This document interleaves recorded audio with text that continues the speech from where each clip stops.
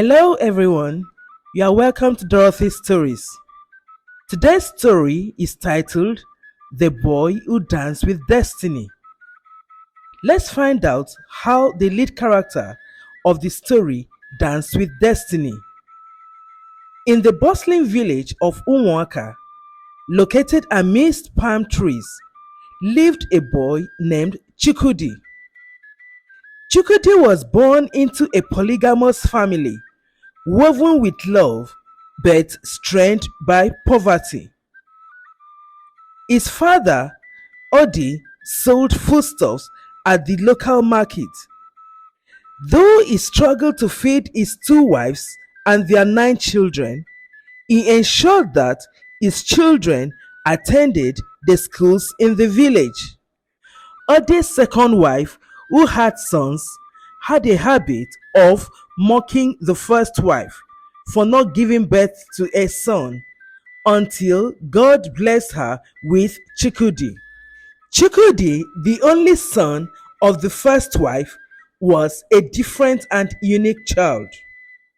He was intelligent and loved to read. While other children chased butterflies and played in the village square all day, Chikudi chased knowledge. He read every book that he came across. He would go to the village headmaster and ask for books to read during his spare time.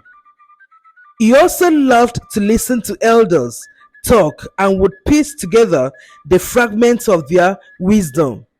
When Chikudi was 13 years old, an incident occurred that changed his mindset and inspired him to aspire to succeed in life.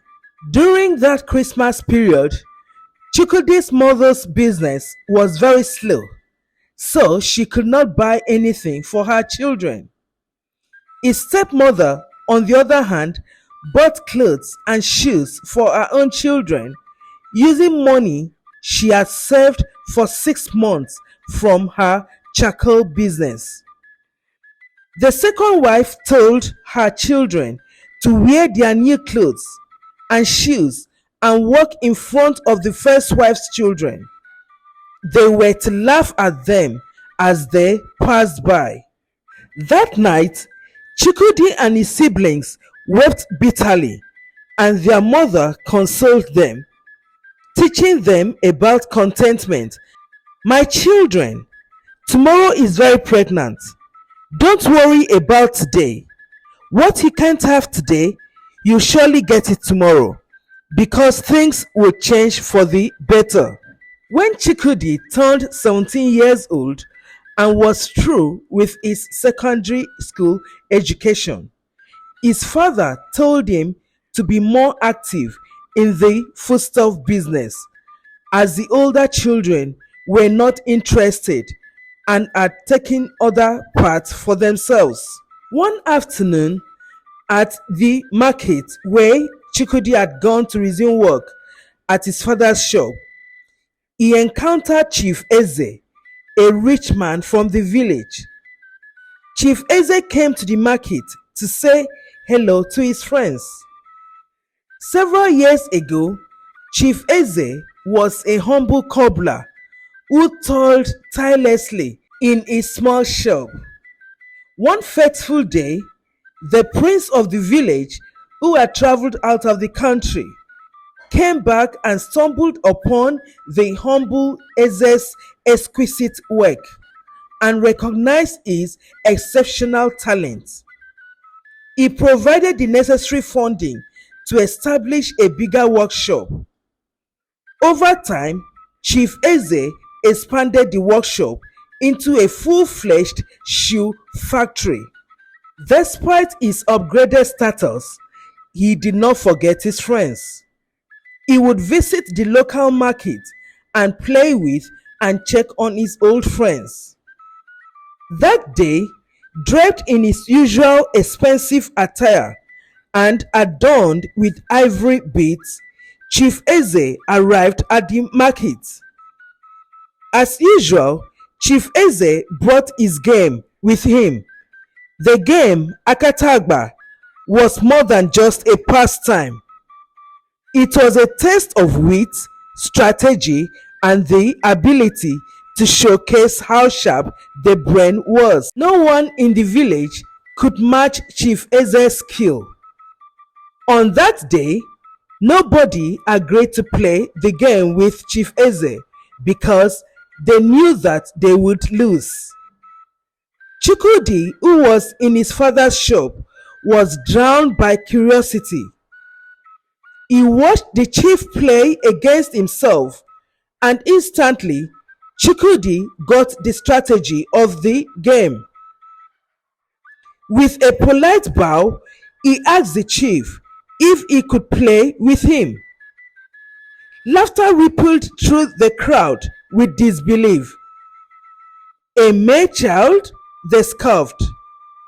Chief looked at Chukwudi and roared with laughter. What makes you think that you can play the game? This is a game of strategy, and you are not old enough to know anything about strategizing, Chief said. Sir, please give me a chance. If I lose, it will be that I tried, Chukwudi pleaded. Okay, my boy, let's start, Chief Eze agreed. The game was intense, leaving the villagers in suspense. Move by move, they strategized. To everyone's amazement, Chukwudi beat the chief's strategy and won the game, leaving the chief speechless. The villagers erupted into celebration. They lifted Chukwudi up and started dancing and calling him Nwatakiri Tiburu Agu, meaning a small child that defeated a lion. The chief saw a spark in Chukwudi that reminded him of his youth. Boy, the chief said, you have the hands of a craftsman and the heart of a leader. I am very much impressed with your performance in the game. I want to do something for you. Will you be my apprentice? Chukwudi was excited. This was a great opportunity. I accept, Chief Eze. I will serve you with all my strength. Impressed by Chukwudi's sharp mind, Chief Eze saw a spark of potential that went beyond his humble surroundings. He remembered how he once was at that same level. Chief Eze met with Chukwudi's father and discussed with him further regarding the opportunity. Chukwudi's father was very happy. The necessary papers were signed and Chukwudi followed Chief Eze to his house. Years later, filled with hard work and dedication, Chukwudi blossomed under Chief Eze's supervision. He mastered the art of shoemaking and design, negotiation with clients, supply and demand, and the magic of building relationships. Chief Eze settled Chukwudi with a large amount of money to start his own shoe making business.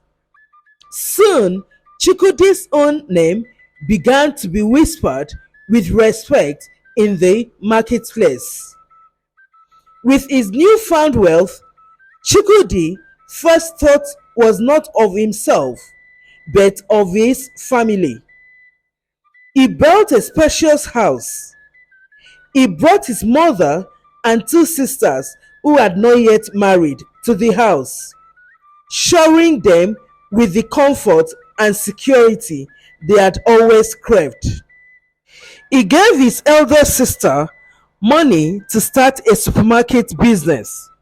Odi, his father, looked upon his son with a mixture of pride and regret, realizing the potential he had almost failed to nurture. Chukwudi's mother told her son not to be like the people who treated him badly. She advised her son to give his stepmother money to start her business again. Chukwudi opened a supermarket business for his stepmother. The stepmother and her children were very grateful to Chukwudi. They asked him to forgive them for all the things they did to him, his mother, and sisters. Chukwudi's story became a legend in Umuaka village. It's testament to the power of intelligence, hard work, and kindness. Moral lessons of the story are: 1. Hard work is a key to success. 2. Intelligence is a powerful tool. Chukwudi's sharp mind and eagerness to learn helped him to build a successful life. 3. Boldness. Being bold allows you to step outside your comfort zone and embrace new opportunities. We have come to the end of our story. I hope it has inspired you as much as it has inspired me. Please kindly subscribe to my YouTube channel to enjoy more of our stories. Until our next video, stay uplifted.